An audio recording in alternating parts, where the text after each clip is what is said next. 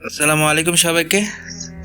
So অনেকেই যারা economics specialist আছেন তারা মনে করেন যে ওভারঅল যে ইকোনমিক্স, গ্লোবাল ইকোনমিক্স যেটাকে বলে, সেটা ডিপেন্ড করে হচ্ছে যে পেট্রোল আর ডলারের দামের উপর। কিন্তু আসলে বাস্তবে হচ্ছে যে এটা চরম লেভেলের, আপনার বলতে পারেন যে ধোঁকা। বিশ্বে বর্তমানে দুইটি জিনিস যে দেশের আছে তারাই সবচেয়ে বেশি ধনী এই টাইপের জিনিসগুলো। সেটা অবশ্যই আপনি বলতে পারেন যে আড়ালের কাজ। সো সেই দুটি জিনিস হচ্ছে যে ফার্স্ট হচ্ছে সেক্স ট্রাফিকিং, নাম্বার টু হচ্ছে যে ডেফিনেটলি আপনার পর্নোগ্রাফি।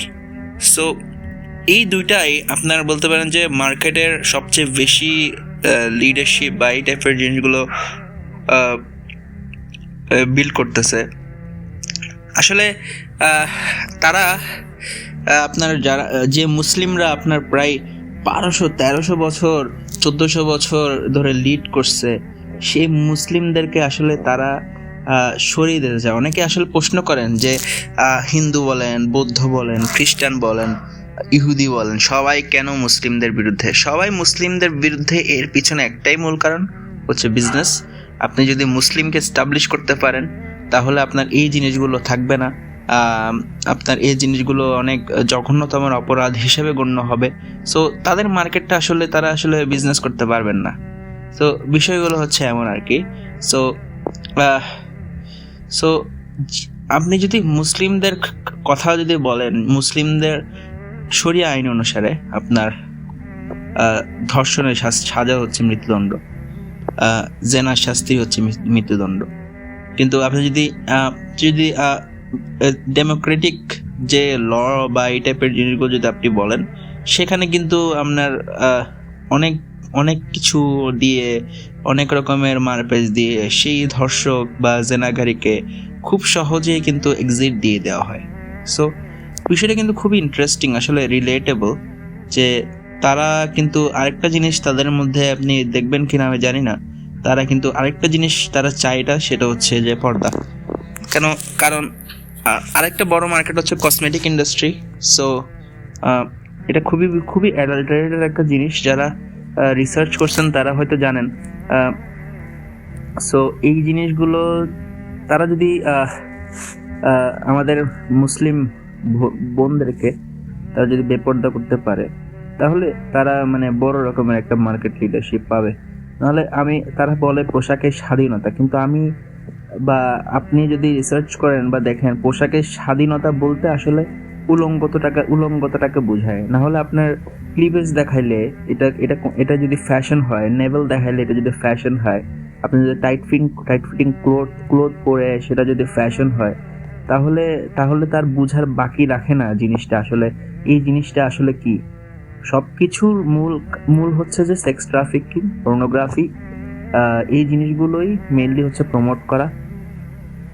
আদত হচ্ছে যে মুসলিম আইন আইন যদি আপনি ফলো করেন, সেখানে নারীদেরকে আসলেই খুব মর্যাদা মর্যাদা দেওয়া হয়েছে, সেখানে সম্মানিত করা হয়েছে, সবচেয়ে বেশি মর্যাদাবান বলা হয়েছে। কিন্তু আপনি যদি ডেমোক্রেটিক বা সেকুলার সিস্টেমের কথা বলেন, সেখানে কিন্তু নারীদেরকে একটা প্রোডাক্ট ব্যতীত কিছুই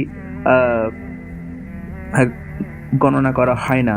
তা আমার মতে বা আপনি যদি বিভিন্ন সমীক্ষা বা বিভিন্ন রকমের স্ট্যাটস দেখেন, যে সেকুলার সিস্টেমে বিভিন্ন কর্পোরেট যে ওয়েমেনরা আছেন বা বিভিন্ন জায়গায় যে ওয়েমেনরা আছেন, তাদেরকে সবচেয়ে বেশি ইউজ করা হয় হচ্ছে যে আপনার অ্যাজ এ প্রোডাক্ট। যেমন আপনি যদি দেখেন বিভিন্ন বিভিন্ন কোম্পানির ফ্রন্ট ডেস্কে মেয়ে, মার্কেটিংয়ের বিভিন্ন জায়গায় মেয়ে, তারপর হচ্ছে যে আপনার অ্যাড এজেন্সিগুলোতে মেয়ে, বা আপনি যদি বলেন যে বিভিন্ন রকমের অ্যাডভার্টাইজমেন্টের যে মডেলগুলো আছে সেগুলো মেয়ে, আপনার বিভিন্ন যে মুভিগুলোতে আছে সেখানে কিন্তু নারীদেরকে উলঙ্গ করা ছাড়া যা বাকি আছে সব কিছু করে। সো এই যে জিনিসগুলো হচ্ছে, এই যে ওভারঅল জিনিসগুলো হচ্ছে, এর থেকে কি আসলে আমাদের মুসলিম যারা আছেন তারা কি আপনারা কোনো শিক্ষা নিতে পারবেন? আপনারা কোনো অ্যালটারনেটিভ ন্যারেটিভ তৈরি করতে পারছেন? তারা মুসলিমদেরকে বলতেছে অনেক দিন ধরে যে মুসলিমরা জঙ্গি, মুসলিমরা শরিয়া আইন মানে হচ্ছে যে এক্সট্রিমিস্ট ল। আসলে কি শরিয়া আইন মানে কি এক্সট্রিমিস্ট ল? আসলে কি নারীর পর্দার ব্যাপারে যে নাক গলানো হয় সেকুলার সেকুলার গঙেরা, এটা কি আসলে এটা কি আসলে ওরা যেটা করতেছে এটা কি ঠিক, নাকি আমরা যেটা করতেছি, আমরা যেটা মর্যাদা প্রদান করতেছি সেটা ঠিক? আপনি যদি ওভারঅল যদি আপনি দেখেন, ওভারঅল সিস্টেমেটিক ওয়েতে আপনি যদি দেখেন ইসলামিক আইন ভার্সেস সেকুলার আইন বা সেকুলার সিস্টেম, যারাই মানে ওভারঅল যারা জড়িত আছে সবাই কিন্তু মানে আমেরিকাকে তাদের ধর্মগুরু মনে করে, আমেরিকাকে তাদের প্রভু মনে করে, ভারতকে তারা তাদের অন্যতম দেবতা মনে করে ভারতকে। সো বিষয়টা হচ্ছে অনেকটা এরকম আর কি। সো ডেমোক্রেটিক সিস্টেম বলতে আসলে বাস্তবে কিছু নাই, কারণ ওখানে আসলে ডেমোক্রেসি বা এই টাইপের কোনো কিছু হচ্ছে না। সেখানে আসলে হচ্ছে যে আপনার শোষণ, সেখানে আসলে হচ্ছে নিপীড়ন। আপনি যদি বাংলাদেশ, পাকিস্তান বা ওভারঅল সিস্টেমেটিক বা ভারত, এই জায়গাগুলো আপনি যদি পলিটিক্স দেখেন, মেজরিটি অফ দ্য পলিটিশিয়ানস হচ্ছে চাঁদাবাজ, লুপ্তরাজ, তারপর হচ্ছে দুর্নীতিবাজ, তারপর হচ্ছে যে তারা আবার সেক্স ট্রাফিকিং, পর্নোগ্রাফি, এই জিনিসগুলোতে তারা জড়িত আছে। আপনি যদি টেকনাফ, উখিয়া এই টাইপের জায়গাগুলো যদি আপনি বাংলাদেশের ক্ষেত্রে যদি আপনি দেখেন, ম্যাক্সিমাম যারা বড় বড় পলিটিশিয়ান আছে তারা সবাই এই টাইপের জিনিসগুলোতে জড়িত আছে। সো ওভারঅল খুবই খুবই খুবই অ্যালার্মিং লাগে যে আমাদের যারা আলেম সমাজ আছেন তারা এই জিনিসগুলো ন্যারেটিভ, যে এরা যে ন্যারেটিভ তৈরি করছে সেকুলাররা, মুসলিম মানে এক্সট্রিমিস্ট বা এই টাইপের জিনিসগুলো, তারা কিন্তু কাউন্টার দিতে পারতেছে না। এটা কেন কাউন্টার দিতে পারতেছে না আই ডোন্ট নো। সদিচ্ছা থাকলে অবশ্যই পসিবল ছিল। আপনি যদি জুলাই আগস্টে দেখেন, জুলাই আগস্টের যে বিপ্লবটা, এটা 100% আল্লাহর পক্ষ থেকে আসছে, কিন্তু আল্লাহর পক্ষ থেকে আসার পরও আমরা কিন্তু সেটা রক্ষা করতে পারিনি। আমরা কিন্তু সেকুলার যারা আসলেই কোনো কিছু ওন করে না, জিনিসটা দেখেন, ইসলামিক আইন মানে এমন না যে চাপিয়ে দেওয়া হচ্ছে।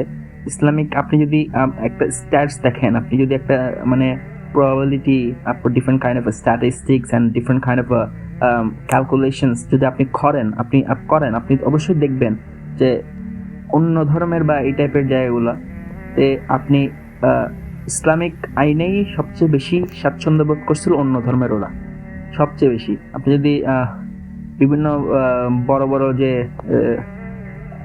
রাবি বা এই টাইপের কারো থেকে যদি জিজ্ঞেস করেন, তারা কিন্তু যারা ইতিহাস পড়ছে তারা এটা জানবে। আর আপনাকে সেকুলারিজম এই টাইপের জিনিসগুলো প্রমোট করে আপনাকে আসলে এক কথায় হচ্ছে যে আপনাকে দাস বানানো একটা প্রথা করতেছে, আমেরিকার দাস। সো সেকুলারিজম এই জিনিসটা হচ্ছে শুধু মুসলিমদের জন্য না, এটা সবার জন্য খারাপ।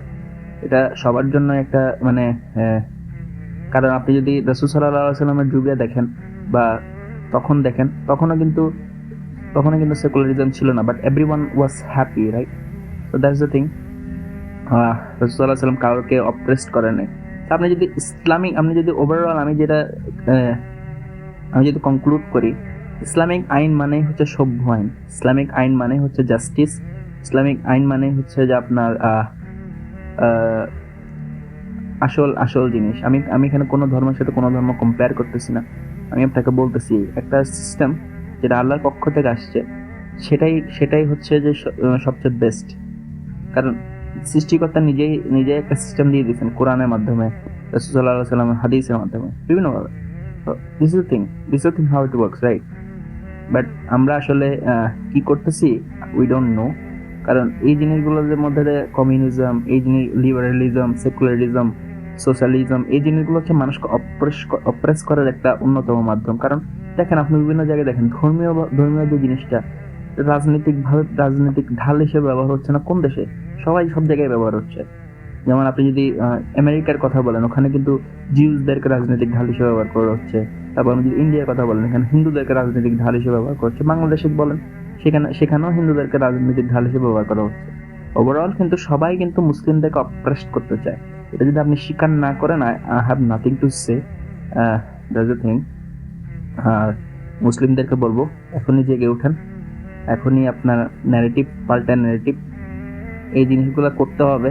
ন্যারেটিভ বিরুদ্ধে পাল্টায় ন্যারেটিভ যদি আপনি করতে না পারেন, আপনার আসলে কোনো ভ্যালু থাকবে না, মানুষ আসলে বুঝবে না কোনটা সত্য কোনটা। কারণ আমি অনেক মুসলিমদেরকে দেখি, তারা ইসলামিক আইনকে এক্সট্রিমিজম মনে করে, ইসলামিক আইনকে জঙ্গিবাদ মনে করে। কিন্তু আসলে এই কোনটা জঙ্গিবাদ মানুষ আসলে পড়ালেখা করলেই তখন বুঝবে।